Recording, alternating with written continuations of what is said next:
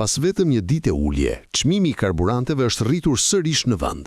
Në mbledhjen e zhvilluar mëngjesin e sotëm, Bordi i Transparencës së Hidrokarbureve vendosi rritjen e çmimit të naftës dhe benzinës në tregun e pakicës. Sipas vendimit të ri, nafta është rritur me 15 lek për litër, duke kaluar nga 203 lek në 218 lek për litër. Ndërkohë benzina është rritur me 6 lek, nga 175 lek në 181 lek për litër.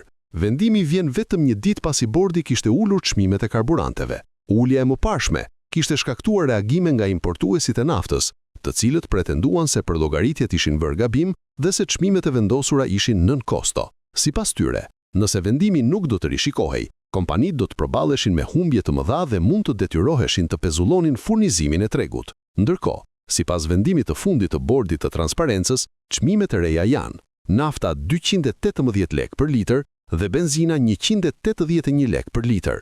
Çmimi i gazit nuk ka pësuar ndryshim.